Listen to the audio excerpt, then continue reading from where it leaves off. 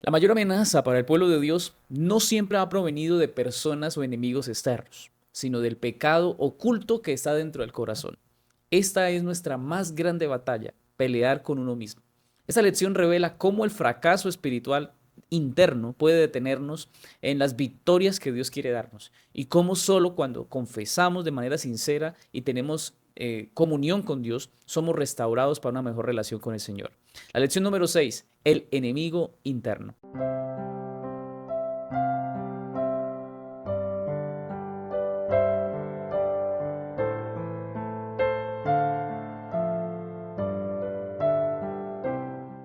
Te invito para que oremos en este momento. Querido Padre, agradecemos la bondad que nos permites de poder estudiar una lección más. Gracias, Señor, por el privilegio de la vida y por este momento, Señor, porque nos das la oportunidad de aprender más. Suplicamos tu presencia, tu sabiduría y permite que cada lección y cada enseñanza aprendida en esta lección podamos, Señor, aprender a ser obedientes y siempre a obedecerte. Quiero invitarte para que tengamos una palabra de oración. Oremos. Querido Padre, gracias te damos, Señor, por una nueva oportunidad más que nos das para estudiar tu palabra y esta lección. Suplicamos, Señor, tu presencia. Ilumina nuestra mente. Ayúdanos, Señor, a que cada conocimiento adquirido pueda ayudarnos en nuestro crecimiento espiritual. Pedimos tu bendición en el nombre de Jesús. Amén. Hermanos, vamos a leer la cita para memorizar que aparece en el libro de Jeremías, capítulo 17, versículo 10.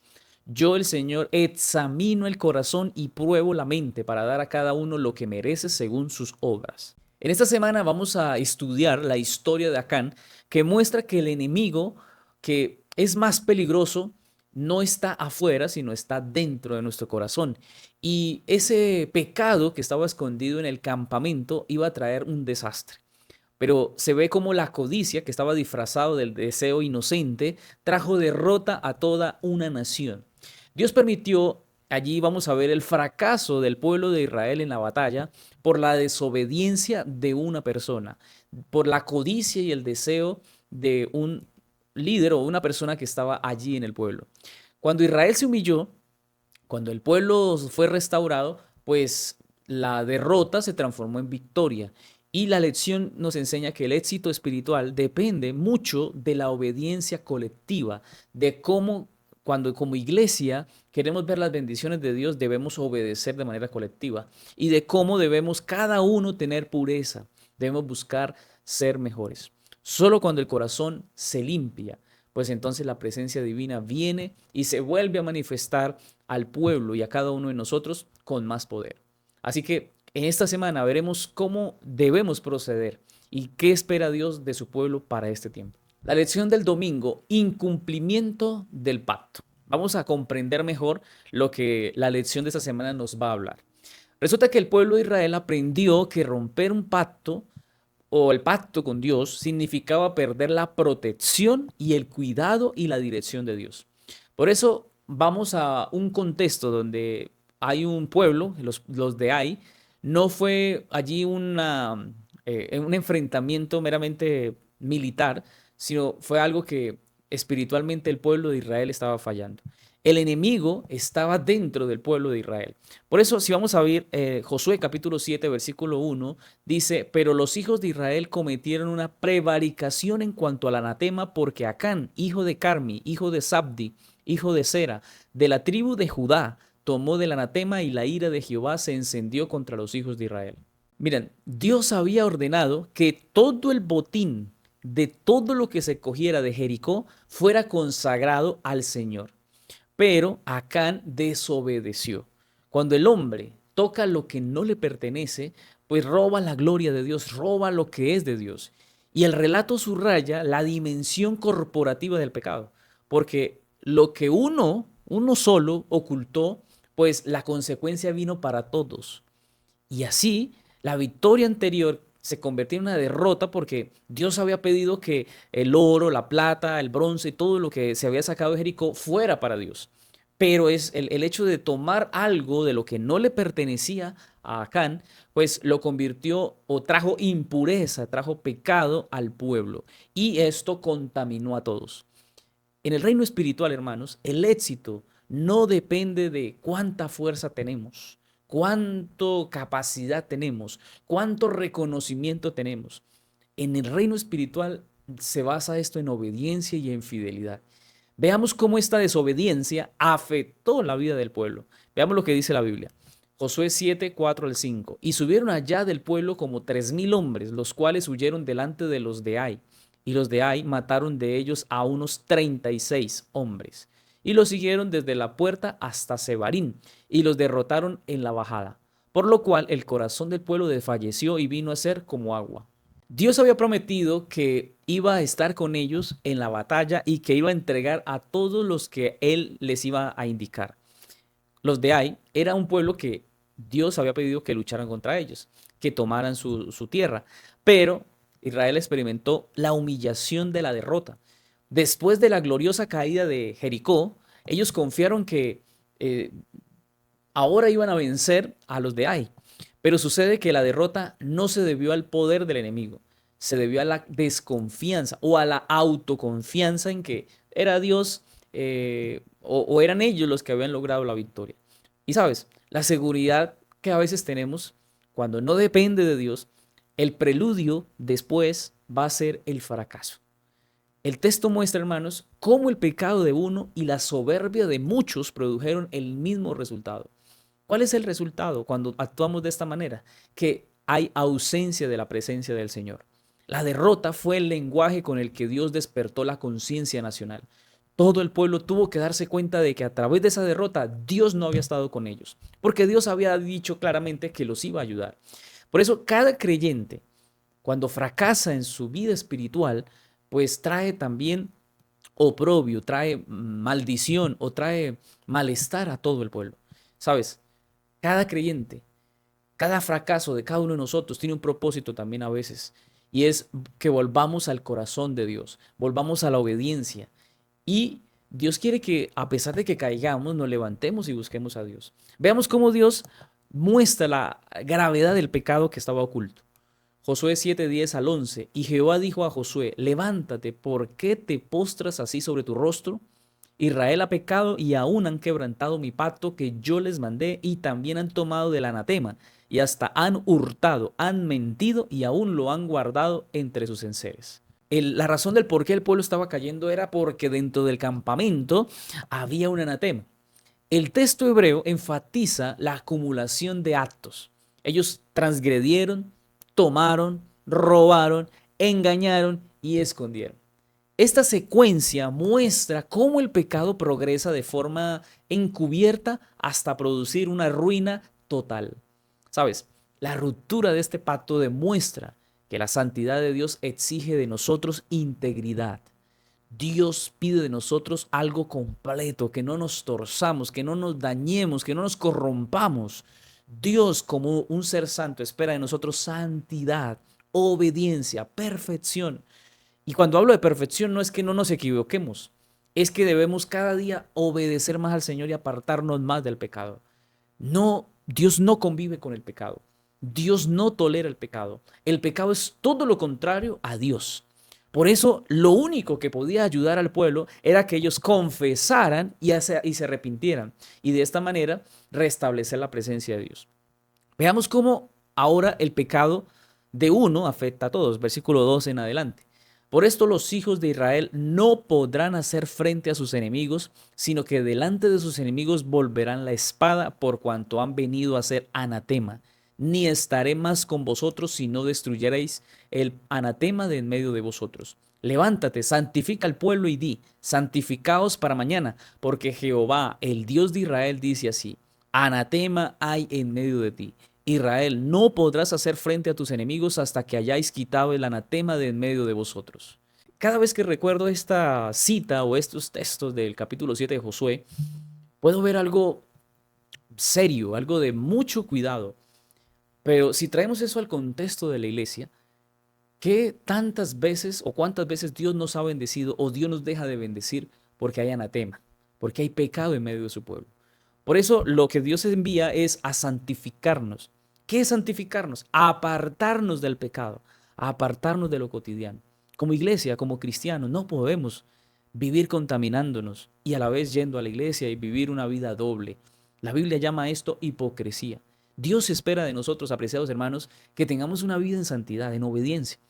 Ahora, cuando hablo de santidad, no es, vuelvo y digo, a veces ese concepto se perturba, se daña, y es, Dios quiere que cada uno de nosotros, usted y yo, vivamos apartados del mundo, detestando el pecado, orando a Dios para que lo malo sea quitado. Podemos tener vicios, malas palabras, podemos tener de pronto malos pensamientos, de pronto falsos ideales o cosas que de pronto nos llevan a amar y a pegarnos más al mundo. Pero Dios espera de su pueblo que cada día aprendamos a obedecerle con todo nuestro esfuerzo, a amarle, a apartarnos de lo malo, pero que todo esto nazca de una relación genuina y especial con Dios. Porque mira, Dios declara que la victoria se detiene mientras haya pecado y mientras ese pecado no se confiese. Por eso la comunión con Dios es el verdadero escudo que tenemos como cristianos. Israel allí se debía purificar antes de continuar conquistando naciones. Y Dios no podía luchar por un pueblo que toleraba la iniquidad, que escondía, que mentía y que no estaba dispuesto a limpiarse. Este principio permanece vigente también para nosotros, porque mientras el pecado se oculte, la derrota va a ser inevitable en nuestra vida, va a ser inevitable en nuestro hogar, va a ser inevitable en nuestra iglesia. El pecado oculto es el enemigo más peligroso que podamos tener nosotros. Debemos tener mucho cuidado, sacar el pecado de nuestra vida, luchar contra el pecado. Obviamente esto requiere de la fuerza del Espíritu Santo. No podemos solos, porque Pablo lo decía, cuando más quiero hacer lo bueno, termino haciendo lo malo. Pero Dios quiere que seamos bendecidos y seamos dirigidos por Él. Dios quiere darnos una nueva vida. Y mira, sabes, cuando uno analiza esta historia, se ve que Acán pensó que su acción iba a pasar inadvertida, que nadie se iba a dar cuenta. Pero Dios lo estaba viendo. Y eso es algo fundamental que entendamos. Porque cada cristiano forma parte del cuerpo espiritual de la iglesia. Y lo que uno oculta afecta a todos. Esto es una realidad. Cuando la iglesia no está prosperando, cuando la iglesia no está creciendo, es porque hay pecado oculto, porque hay líderes, porque hay hermanos, porque hay pronto pastores que estamos fallando y le estamos ocultando a Dios lo que tendríamos que confesarle. No escondamos nada de Dios y tampoco pensemos que Dios no nos está viendo o que podemos hacer las cosas a ocultas de la iglesia y de los líderes o del pastor o de los hermanos. No, tenga cuidado porque quien lo está viendo es Dios. Y no puede haber victoria, bendición, avance en la iglesia mientras el corazón albergue desobediencia. Dios allí va a tomarse el tiempo después de revelar el pecado, de mostrar quién está fallando. Pero al final, Dios quiere restaurarnos. Porque el perdón no elimina las consecuencias, pero Dios sí restaura su comunión con el ser humano. Muchas veces hemos adquirido malos hábitos a escondidas. Hemos tomado malas decisiones en el ojo o a ocultas o fuera del ojo o al alcance del ser humano. Pero después estas consecuencias o estas decisiones van a traer consecuencias. Dios espera que tengamos un corazón limpio, un corazón que levante la bandera de la victoria divina, que levante el nombre de Dios. Dios quiere que seamos santos. Dice la Biblia en el Salmo 15 y el Salmo 24, ¿quién entrará en el lugar santo? ¿Quién estará en el monte santo de Dios? Y allí se describe cada detalle de lo que deberíamos como cristianos tener. Un corazón limpio, manos limpias, un corazón contrito, humillado, entregado al Señor. Cuidar nuestra lengua, cuidar nuestras acciones, cuidar nuestras balanzas, nuestros negocios, las actividades que hacemos. Todo debe reflejar a Dios. Cuando no lo hacemos, dice, la pregunta es, ¿podremos entrar? ¿Podremos entrar al lugar santo de Dios? ¿Podremos estar un día en la presencia de Dios siendo que hemos corrompido nuestra vida? ¿Hemos hecho cosas que no estaban bien? Pues Dios nos ayude, porque debemos luchar contra aquellas cosas que están ocultas al ojo humano, pero Dios las está viendo. La lección del lunes, el pecado de Acán. Bueno, el pecado de Acán al final fue descubierto. Y fue descubierto mediante un proceso ordenado en el que Dios reveló la justicia y reveló su misericordia y hizo que todos pudieran mostrar lo que tenían. Nada se puede ocultar, hermanos, delante de Dios. Y Dios escudriña nuestros corazones y sabe lo que pensamos, lo que deseamos y lo que ocultamos. Esta historia nos enseña que debemos confesar voluntariamente delante del Señor nuestro pecado y a su vez podemos tener perdón. Pero cuando la obstinación, cuando el no querer soltar el pecado, no lo hacemos, pues esto conduce a una ruina espiritual y trae ruina colectiva. todo el pueblo y toda la iglesia va a ser afectada. Veamos lo que dice Josué capítulo 7, versículo 16 al 18. Josué pues levantándose de mañana hizo acercar a Israel por sus tribus y fue tomada la tribu de Judá. Y haciendo acercar la tribu de Judá fue tomada la familia de Sera. E hizo acercar la familia de Sera por los varones y fue tomado Sabdi. Hizo acercar su casa por los varones y fue tomado Acán, hijo de Carmi, hijo de Sabdi, hijo de Sera, de la tribu de Judá. Dios le reveló a Josué, a los líderes, la culpa de Acán. Y mediante un procedimiento justo y gradual, organizado, se logró encontrar el culpable. Fue probado y fue investigada cada tribu, cada familia y cada persona fue mirada con lupa hasta llegar al culpable. Y este método no se basaba en sospechas, sino que todos debían pasar. Y aquí se hizo una revisión de familia por familia y el proceso dio con la oportunidad de que se diera la oportunidad de arrepentimiento. Pero Acán, es interesante, Acán endureció el corazón por su orgullo, guardó silencio.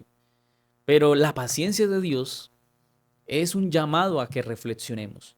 Antes del castigo, Dios nos permite su paciencia. Es decir, Dios siempre nos va a dar un tiempo de arrepentimiento, un tiempo de reconocimiento de nuestros errores y de nuestras faltas. Y Dios quería que hubiese reconocimiento, que hubiese arrepentimiento. Pero Acán se estaba endureciendo. Pero sabes, cuando dicen los versículos 19 en adelante, dice, entonces Josué dijo a Acán, hijo mío, da gloria a Jehová, el Dios de Israel, y dale alabanza, y declárame ahora lo que has hecho, no me lo encubras. Y Acán respondió a Josué diciendo, verdaderamente yo he pecado contra Jehová, el Dios de Israel, y así he hecho. Pues vi entre los despojos un manto babilónico muy bueno y 200 siclos de plata y un lingote de oro de peso de 50 siclos, lo cual codicié y tomé, y he aquí que está escondido bajo tierra en medio de mi tienda, y el dinero debajo de ello. Cuando uno analiza las palabras que Josué da, reflejan esa compasión del líder que busca la verdad sin perder la misericordia. Como líderes no podemos, aunque veamos que hay pecado, hay personas que están fallándole a Dios, no podemos llegar con la espada del juicio para dañar y destruir. Josué invita a Acán a glorificar a Dios, no solo mediante una confesión de su pecado, sino también reconociendo la justicia de su proceder. Es decir, dar gloria al Señor significa admitir la rectitud de Dios, aun cuando somos culpables. Cuando vemos esto, encontramos que la confesión de Acán fue tardía, fue forzada, casi que tocó obligarlo, y se describe con precisión el progreso del pecado en la vida del ser humano, que se da básicamente en 4 pasos. ¿Cómo pecamos los seres humanos? En 4 pasos. Cuando vemos, codiciamos, tomamos y escondemos. Si tú miras, en el mismo caso de Adán y Eva, se dio la misma secuencia. El ser humano vio, Eva quiso tomar o codiciar, después tomó y después escondió, después se escondieron. Esto muestra que así actúa el ser humano cuando peca. El ser humano ve, codicia, toma y se esconde. A nadie le gusta que le digan que está pecando. Eso es una realidad. A veces cuando tengo temas en la iglesia acerca de la santidad, de la obediencia a Dios, no los tengo porque sea santo. No los tengo porque no predico de esto porque me considere mejor que los demás. No, es porque sencillamente así lo estipula la palabra de Dios. Sin santidad nadie verá al Señor. Y Dios espera que hagamos esto. Pero a veces en el rostro de los hermanos se ve la incomodidad. Se ve como que voltean a mirar para otro lado, como que se sienten incómodos, como que no les gusta, como que ese tema mejor páselo, porque obviamente el pecado no es agradable que nos cuestione por nuestro pecado. La gente se ofende. Hoy día hacer disciplina en la iglesia es difícil, la gente no lo acepta. He tenido la oportunidad de varias veces dar exhortación a algunos hermanos de su mal proceder, de sus acciones, que son públicas, que las hacen públicas, que las publican, que se les ve tomando, que se les ve poniendo música mundana o que se les ve en lugares inapropiados. Pero aún así, los hermanos, cuando, aún sabiendo, conscientemente, abiertamente, están pecando delante de Dios y se les dice algo, la gente se molesta, la gente se incomoda porque no les gusta que les digan lo que está mal. Y sabes, el pecado comienza primero con mirar, después con codiciar, después con tomar, agarrar o practicar, y después que hemos fallado, entonces ahí sí nos escondemos. Eso es lo que quiere Satanás, escondernos de Dios, ocultarnos. Pero la confesión de Acán careció del verdadero arrepentimiento, porque fue solo reconocimiento. Y hay una diferencia completa y distinta del arrepentimiento y el reconocimiento. Reconocer es que falló. Arrepentimiento es sentir dolor por lo que se hizo y no quererlo volverlo a hacer. Es muy distinto. Y muchas veces reconocemos que fallamos. Reconocemos que somos malos, que practicamos el pecado y que le fallamos a Dios. Pero de eso a estar arrepentidos estamos lejos. Porque Acán sabía que Josué ya sabía. Por eso la codicia reveló incredulidad.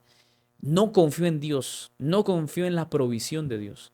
Y mira lo que sucede tristemente, versículo 24 y 25. Entonces Josué y todo Israel con él tomaron a Acán, hijo de Zera, el dinero, el manto, el lingote de oro, sus hijos, sus hijas, sus bueyes, sus asnos, sus ovejas, su tienda y todo cuanto tenía, y lo llevaron todo al valle de Acor. Y le dijo Josué: ¿por qué nos has turbado? Túrbete Jehová en este día. Y todos los israelitas los apedrearon y los quemaron después de apedrearlos. Hermanos, el pecado es serio, muy serio. Y el pecado de Acán era un progreso hacia lo malo, porque se ilustra el peligro de creer que podemos ocultar algo a Dios.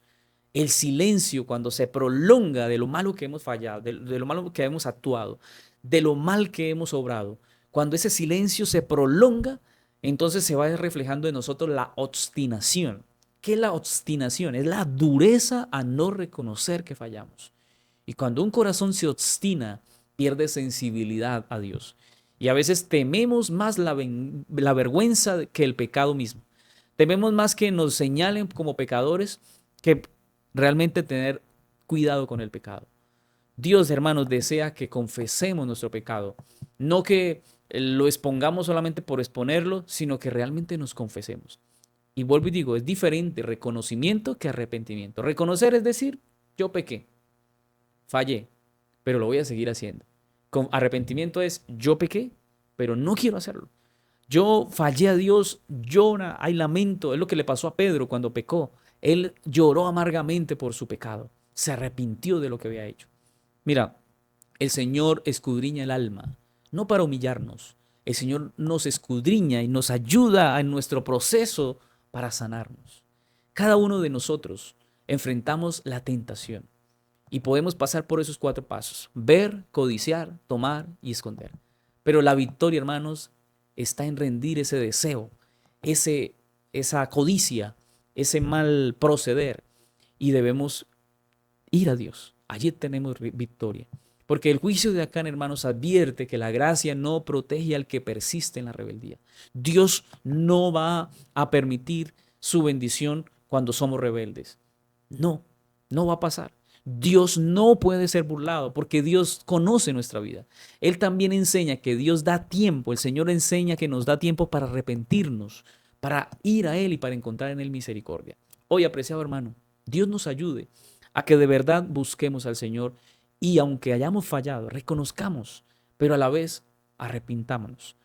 Confesemos nuestro pecado y digámosle a Dios: Señor, no quiero vivir más en pecado, porque mi pecado está fallando, te está fallando, y estoy fallando a ti, pero también le estoy fallando a la iglesia y le estoy trayendo oprobio a la iglesia. No estoy permitiendo que la bendición del cielo recaiga sobre la iglesia. Dios nos ayude, hermanos, a ser conscientes de esto, porque al igual que en el tiempo de Acán, también hoy, si no nos arrepentimos, el pecado va a estar vigente y va a traer maldición a nuestra congregación. La lección del martes: la codicia. La codicia es interesante porque la raíz del pecado de Acán nace de allí y es un pecado silencioso. La codicia no se ve como algo público, es algo que empieza en el corazón. Pero si tú miras lo que dice Jesús, el Señor Jesús dice que cuando codicia un hombre a una mujer o una mujer a un hombre, ya pecó en su corazón. Es decir, el pecado no nace en la acción, no fue en el tomar el manto, el lingote de oro, las monedas o la plata. Ese no fue el problema. El problema nació en el corazón. Por eso dice: la abundancia del corazón habla la boca. La codicia es un veneno terrible, distorsiona el valor de las cosas y destruye nuestra confianza en Dios. ¿Sabes? En esta lección veremos cómo el deseo domina, la codicia domina, y lleva a que desobedezcamos, nos debilitemos y perdamos la libertad de vivir como hijos de Dios. Josué capítulo 7, versículo 20 al 21 dice, y Acán respondió a Josué diciendo, verdaderamente yo he pecado contra Jehová el Dios de Israel, y así he hecho. Pues vi entre los despojos un manto babilónico muy bueno y 200 siclos de plata y un lingote de oro de peso de 50 siclos, lo cual codicié y tomé. Y he aquí que está escondido bajo tierra en medio de mi tienda y el dinero debajo de ello. Bueno, en esta lección ya hemos leído el texto, pero en esta lección vamos a concentrarnos en la codicia. La codicia fue esa chispa que encendió la desobediencia. Lo que comenzó con una mirada, terminó con esconder. En la mente de Acán, el objeto prohibido se había convertido en una necesidad, en un deseo. Se había desbordado su interés por conseguir algo y guardarlo. ¿Sabes? Podemos practicar lo mismo que Acán. Cuando lo que es de Dios lo tomo para mí. ¿Qué cosas son de Dios? El sábado es el del día del Señor. Cuando yo tomo el sábado para hacer mis negocios y para hacer lo que yo quiero, estoy tomándolo de Dios. Estoy robando a Dios. Y de pronto digo, bueno, yo trabajo el sábado porque es que necesito la plata, el dinero. Y sucede que estoy tomándolo de Dios. Cuando yo tomo los diezmos y ofrendas, el Señor dijo, son míos. Y cuando no se los damos, estamos robando a Dios. ¿Qué estaba haciendo Acán en su momento? Estaba robando a Dios. El pecado de Acán consistía en la codicia, pero consistía en que él estaba robando y estaba tomando lo que era de Dios. Saben, hermanos, cuando el deseo desbordado aparece, transforma lo que Dios había prohibido. Es decir, eh, Acán, a través de la codicia, robó bienes, pero también se robó la paz. Y cuando codiciamos, la codicia destruye la comunión y es reemplazada por la desconfianza. Cuando tenemos la oportunidad, hermanos, de fallarle a Dios, cuando nos aferramos al pecado, cuando tomamos lo que no es de nosotros, pues sencillamente estamos entrando en un terreno terrible, un terreno de codicia, de limitación, de ya no hay bendición de Dios, ya entra el temor a nuestro corazón, empezamos a sentirnos que hay algo que no podemos soltar. Y sabemos que debajo de nuestra tienda, debajo de nuestro hogar, debajo de nuestra vida hay un pecado oculto. El pecado oculto va a salir a la luz. Esa es la noticia. Si tú pensabas que el pecado se va a esconder y que nadie se va a enterar, el pecado sale a la luz. No podemos esperar sepultar el pecado, porque el pecado va a salir a la luz. Veamos ahora cómo la ley revela este mal interior en el corazón. Éxodo 20:17 dice, no codiciarás la casa de tu prójimo, no codiciarás la mujer de tu prójimo, ni su siervo, ni su criada, ni su buey, ni su asno, ni cosa alguna de tu prójimo. Lucas 12:15 y les dijo, mirad y guardaos de toda avaricia, porque la vida del hombre no consiste en la abundancia de los bienes que posee. El 10º mandamiento apunta directamente al corazón de cada uno de nosotros. Mientras los otros 9 mandamientos prohíben actos visibles, este mandamiento, el último mandamiento, condena los deseos ocultos que tenemos en el corazón. Y cuando hablamos de la codicia es el germen de toda transgresión, porque se incita al robo, se incita al engaño, se incita a la infidelidad, se incita a esconder cosas. Y en el contexto del pacto que Dios ha hecho con nosotros, Él nos enseña que la verdadera obediencia comienza cuando desde nuestro corazón somos fieles, desde cuando nuestros pensamientos están dedicados a Dios. Mira, no podemos engañar a Dios aunque engañemos a la iglesia, aunque engañemos a nuestros hermanos. La santidad no se mide solo por lo que hacemos. Ese es un problema que tenemos, porque pensamos que por vestir bonito ya somos dignos o ya nos hacemos mejores que los demás. Cuidado, porque yo puedo estar por fuera muy bonito, muy bien arreglado, con ropas finas, oliendo rico, pero en el corazón y en mis pensamientos estoy corrompido de pensamientos y de codicia. Cuidado, cuidado. Por eso la Biblia dice que todo esto debe nacer desde el corazón. Si yo voy a ponerme una ropa bonita o voy a hacer algo especial en la vida práctica, que nazca de un corazón puro, que nazca de un corazón que ame a Dios de verdad, que anhelemos la obediencia, que anhelemos ser fieles a Dios. Ustedes me van a escuchar mucho hablar de la obediencia, pero es que es lo que Dios pide. Dios espera que seamos obedientes. Si yo no soy obediente a Dios, pues sencillamente me voy a corromper. Voy a vivir en desobediencia, voy a vivir en rebelión contra Dios, voy a querer hacer lo que yo quiero. Pero cuando Dios pide que se haga su voluntad en nosotros, nos está diciendo, deje de crecer en su ego, de su orgullo, de su pensamiento de que usted puede y de que usted es más. Juan lo entendió, Juan el Bautista, cuando dijo, es necesario que Él crezca y que yo mengüe. Eso es lo que necesitamos todos los días. Porque cuando no lo hacemos, entonces puede venir la avaricia, la codicia, y va desde el corazón corrompiéndonos, nos va dañando, nos va destruyendo, y entonces Dios no va a poder estar ahí. Quien codicia, hermanos, declara que Dios no le ha dado suficiente. Quien está siempre teniendo el deseo de buscar más o de desear lo que no es de él o que lo que Dios no le ha dado, está dando a entender que Dios no le ha dado lo que es suficiente. Este mandamiento, el 10.º mandamiento, revela un corazón que busca satisfacción fuera del alcance de Dios. Y ante esto el Señor Jesucristo desenmascara la ilusión materialista. Y Lucas dice que Dios hace una advertencia que no solamente es para los ricos, sino a todos los que se confunden con el pensar que el valor está en la posesión. Cuando yo valgo porque tengo una casa, porque tengo un carro, porque tengo un buen trabajo, porque estudié esto, porque he alcanzado éxito o reconocimiento. La codicia, hermanos, no reconoce de límites. Siempre desea más y cuando tiene más, pues quiere más y no se sacia. Nunca tiene lo suficiente. Jesús no condena la riqueza. Jesús no condena que tengamos cosas. Lo que Él condena es el corazón idólatra que ama y codicia aunque ya tiene. Y ahí se fusiona con la avaricia, porque es una forma de verse la incredulidad del ser humano. Cuando queremos y queremos y queremos y no nos saciamos, pues perdemos lo que Dios puede proveer. Y a mí me gusta la oración que aparece en Proverbios. Señor, no me des mucho para no olvidarme de ti. Tampoco me des poco para renegar contra ti. Dame lo suficiente. Y esa debería ser nuestra oración. Ahora, con esta oración no significa que debemos ser conformistas. Porque Dios nos va a bendecir y si somos fieles en lo poco, pues nos dará más. Y si somos fieles en lo mucho, nos dará más. No importa. Es que el problema aquí no es el dinero que hay en el banco o las propiedades que tenemos. Eso no es lo que importa. Aquí lo que Dios mira es el corazón, nuestro corazón.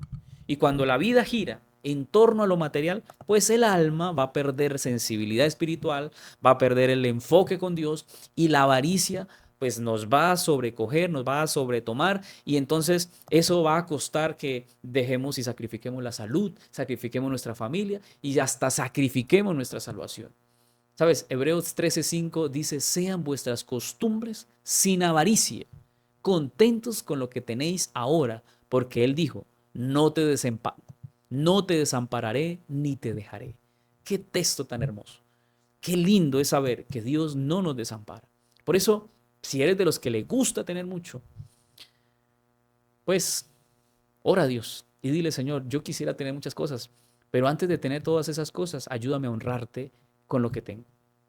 Hay gente que dice, si yo tuviera mucho dinero, yo ayudaría a los pobres.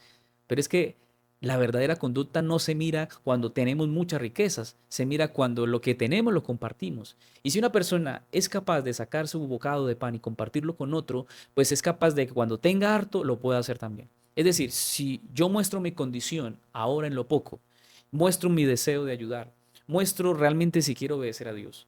Por eso, si usted le va a pedir riquezas a Dios, pídaselas. No hay ningún problema. Pero antes de pedirle, dígale a Dios, Señor, si esas riquezas me van a apartar de ti, no me des nada, porque yo prefiero mi salvación a tener riquezas y perderme. Mira, hermano, la codicia es el pecado que menos se confiesa, pero es el que más se practica y que la iglesia practica, porque nace del olvido de que Dios es suficiente. Cuando el corazón no se sacia con el Señor, pues busca sustitutos como el dinero, el poder, la fama, el éxito, las cosas materiales. Acán no robó por necesidad. Acán robó por desconfianza. Por si acaso. Yo guardo algo por allí por si algo.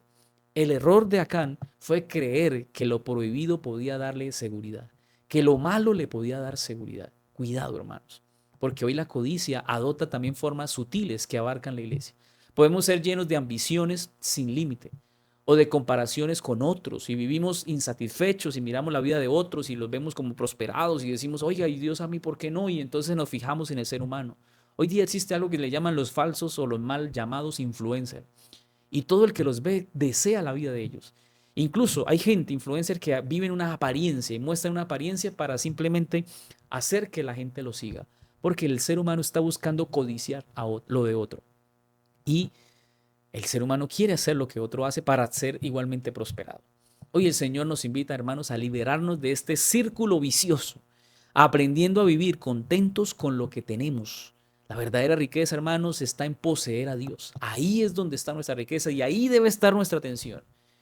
Y ya sea que tengamos cosas materiales, ya sea que no las tengamos, vivamos felices porque nuestra más grande riqueza es Cristo Jesús. Que Dios nos ayude, hermanos, a entender esto y que dejemos a un lado la codicia, la avaricia y deseemos con todo nuestro corazón amar a Dios y obedecerle.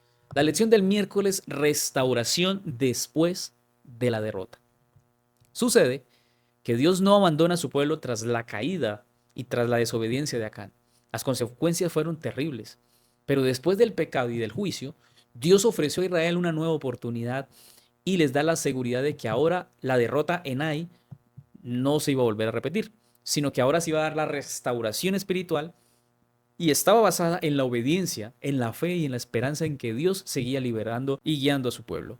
Josué 8:1 dice, y Jehová dijo a Josué, no temas ni desmayes, toma contigo toda la gente de guerra y levántate, sube a Ai. Mira, yo he entregado en tu mano al rey de Ai, a su pueblo, a su ciudad y a su tierra. Después del juicio sobre Acán, Dios habló nuevamente. Y ahora sus primeras palabras fueron consuelo. Fueron no temas, no desmayes.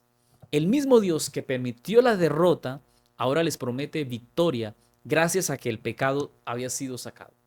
La restauración comienza, hermanos, cuando el miedo es reemplazado por fe. Dios no guarda rencor. Dios restaura a quienes se humillan.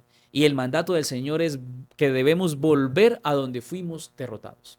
En este caso, Dios le dice al pueblo, ustedes fueron derrotados en Ai, ahora deben volver porque ya no van a repetir el fracaso. Ahora Dios los va a redimir y les va a restablecer y les va a dar la victoria.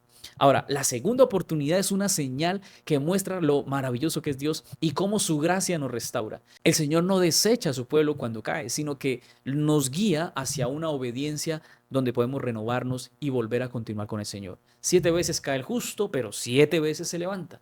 Y Dios había perdonado al pueblo, pero abre ahora un camino para que se dé un nuevo futuro. Y el versículo 2 y versículo 4 dice, harás con Ai y su rey como hiciste con Jericó y su rey. Solo que sus despojos y sus bestias tomaréis para vosotros. Pondrás pues emboscadas a la ciudad detrás de ella. Entonces Josué se levantó y toda la gente de guerra para subir contra Ai, y escogió Josué 30,000 hombres fuertes, los cuales envió de noche, y les mandó diciendo, atended, pondréis emboscada a la ciudad detrás de ella, no os alejaréis mucho de la ciudad y estaréis todos alerta. Bueno, pues aquí en esta oportunidad se muestra o se pide que haya obediencia de parte de Josué y del pueblo. Y antes ellos habían actuado con autosuficiencia. El pueblo creyó que la victoria contra Ai se iba a dar por lo que ellos eran y se habían olvidado de Dios. Dejaron de depender de Dios. Pero ahora Dios les pide depender de Él. Y Dios no les repite estrategias, solamente les enseña a confiar. Y en Jericó les ordenó simplemente a marchar. Pero en Ai hay otra estrategia. Es una estrategia interesante porque debían hacer una emboscada. Cada método fue diferente y revela algo importante, y es que la dirección, la estrategia, el método solamente viene de la dirección de Dios. Pero saben, hermanos, esta vez el pueblo participó unido, sin orgullo ni duda. Ellos se ve que Dios les permite que tomen de los despojos, mostrando que su prohibición anterior era una prueba de fidelidad. Es decir, ahora sí podían tomar de los animales. Y el nuevo plan demuestra que el fracaso no invalida la misión cuando hay arrepentimiento. Cuando vemos allí el versículo 18 dice, entonces Jehová dijo a Josué, extiende la lanza que tienes en tu mano hacia Ai, porque yo la entregaré en tu mano. Y Josué extendió hacia la ciudad la lanza que en su mano tenía, y levantándose prontamente de su lugar, los que estaban en la emboscada corrieron luego que él extendió su mano, y vinieron a la ciudad, y la tomaron, y se apresuraron a prenderle fuego. Bueno, aquí hay una señal, y la señal era que él debía tomar la lanza, extenderla, y esto iba a representar la cooperación entre el ser humano y Dios. Josué obedeció, el pueblo actuó, y la victoria llegó como resultado a la obediencia. Es muy sencillo. Si Dios me ordena, yo obedezco, pues Dios me va a dar victoria. Es así de fácil, la ecuación es sencilla.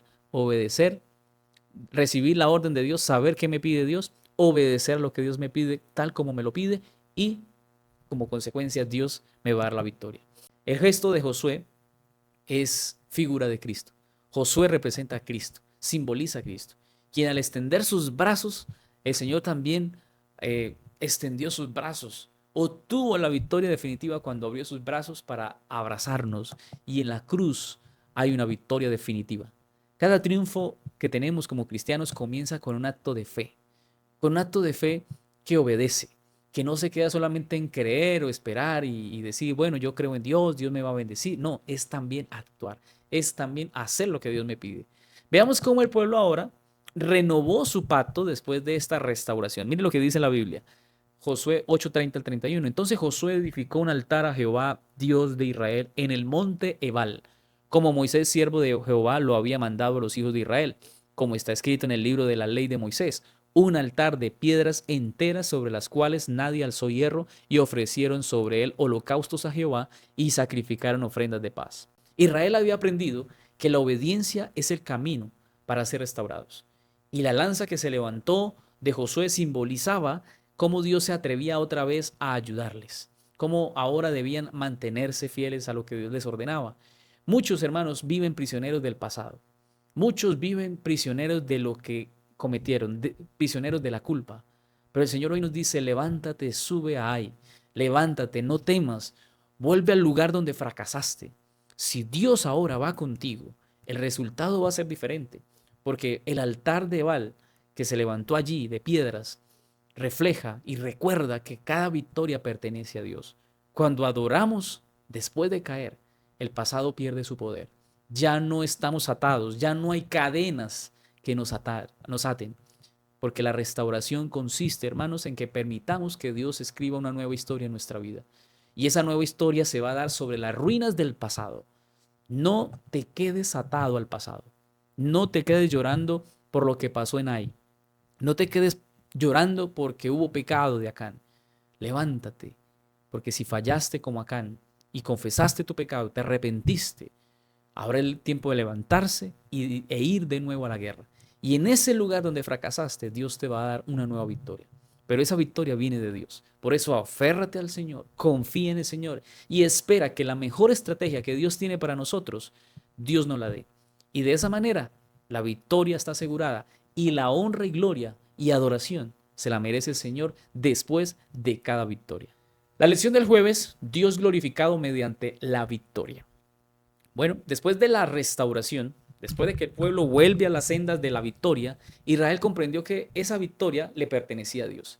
Y cada conquista debía glorificar el nombre de Dios y reafirmar el pacto que Dios había hecho con su pueblo de darles la tierra que se había prometido. Pero, ¿saben? La obediencia, la adoración y la proclamación de la ley se convirtieron en el verdadero trofeo espiritual. Veamos lo que la lección nos enseña en el versículo 30 y 31. Entonces Josué edificó un altar a Jehová, Dios de Israel, en el monte de Ebal, como Moisés, siervo de Jehová, lo había mandado a los hijos de Israel, como está escrito en el libro de la ley de Moisés. Un altar de piedras enteras sobre las cuales nadie alzó hierro, y ofrecieron sobre él holocaustos a Jehová y sacrificaron ofrendas de paz. Qué llamativo es esta escena, porque Josué grabó la ley en piedra y la grabó como símbolo de permanencia. Lo que Moisés había transmitido oralmente, ahora se estaba fijando como fundamento del pueblo. Y la ley debía estar escrita en piedra. Y la piedra pues obviamente expresa estabilidad. La piedra muestra durabilidad. Y en medio de la conquista, Dios le recuerda al pueblo que la victoria sin obediencia está incompleta. Por eso era necesario recordar que la victoria venía de Dios. Israel debía entender que su identidad no se basaba en las conquistas. No era que vencieran a los de Jericó, a los de Ai o a cualquier otro pueblo. Cuando ellos escribieron las leyes, allí en las piedras, Josué estaba enseñando que la memoria del pueblo debe anclarse en lo que Dios ha dicho, en la obediencia a su santa ley. Cada batalla que ganemos debe reafirmar nuestro compromiso con lo que es justo, con la justicia de Dios, con su ley, con su palabra, con el pacto que hemos hecho con Dios. Pero, ¿sabes? Si vamos allí, veamos cómo el pueblo allí participó de este acto sagrado. Josué 8:34 al 35. Después de esto, leyó todas las palabras de la ley, las bendiciones y las maldiciones, conforme a todo lo que está escrito en el libro de la ley. No hubo palabra alguna de todo cuanto mandó Moisés que Josué no hiciese leer delante de toda la congregación de Israel, con las mujeres, los niños y los extranjeros que moraban entre ellos. Mira, la lectura completa que se da aquí se da acerca de la ley y se habla también de las maldiciones y de las bendiciones que el Señor iba a dar. Josué no omitió palabra alguna.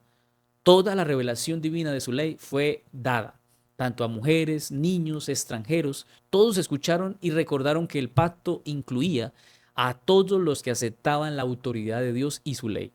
Cuando se proclaman las bendiciones y se proclaman las maldiciones, Josué ve que Israel comprende que la fidelidad producía vida.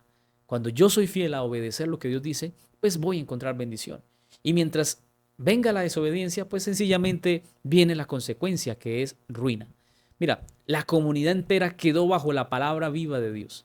Era una nación redimida proclamando la supremacía del Señor. Cuando vemos esto, hermanos, encontramos que este altar de Ebal representa nuestra misión en el mundo.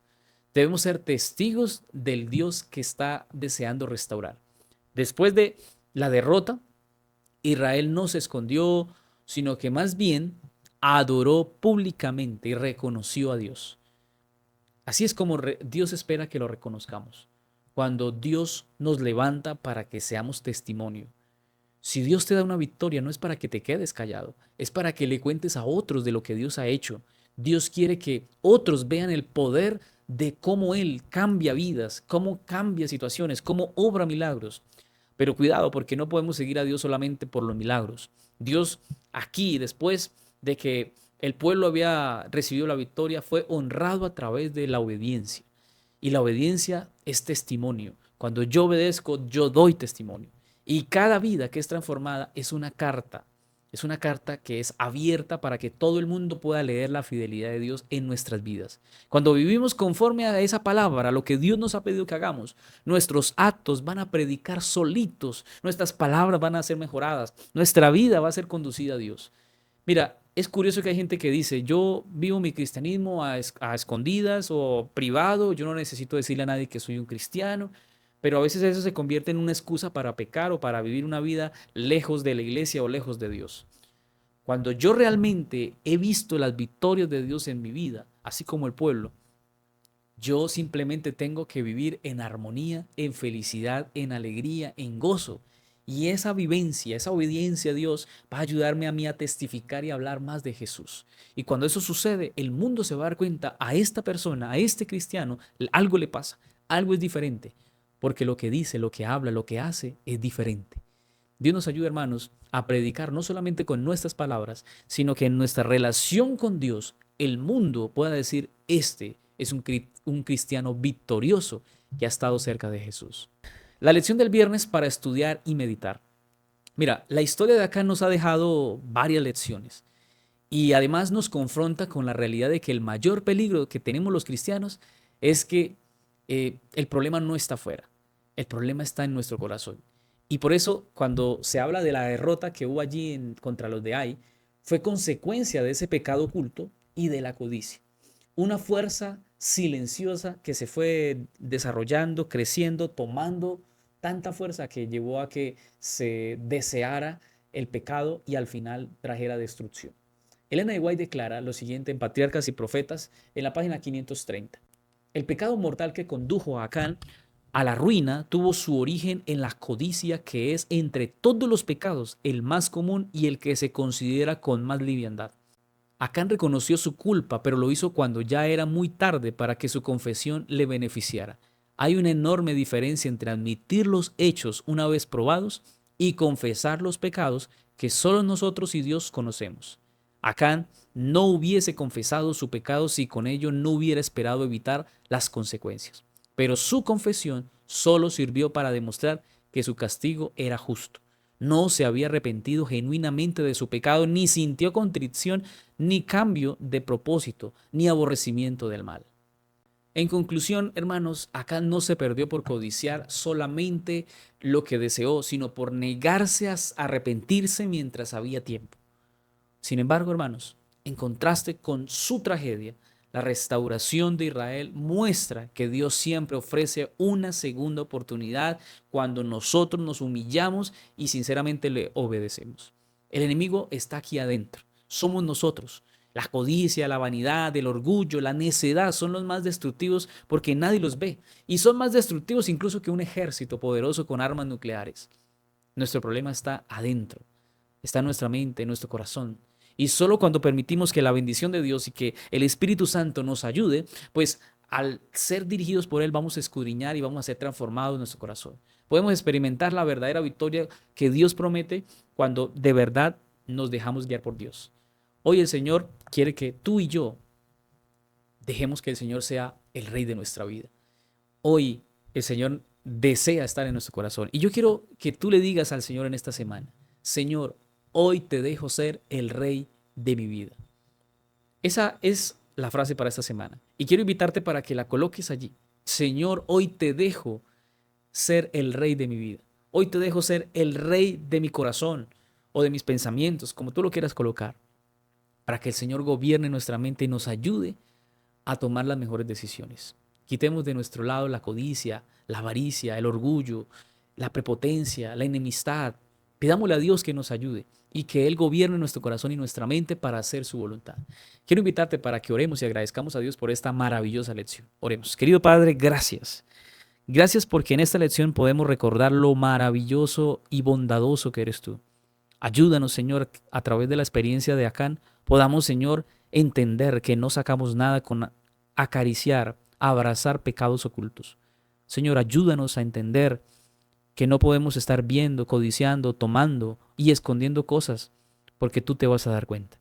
Ayúdanos a entender, Señor, que tú eres fiel y que si pecamos, tú eres bondadoso al perdonarnos y tu misericordia se renovará cada mañana.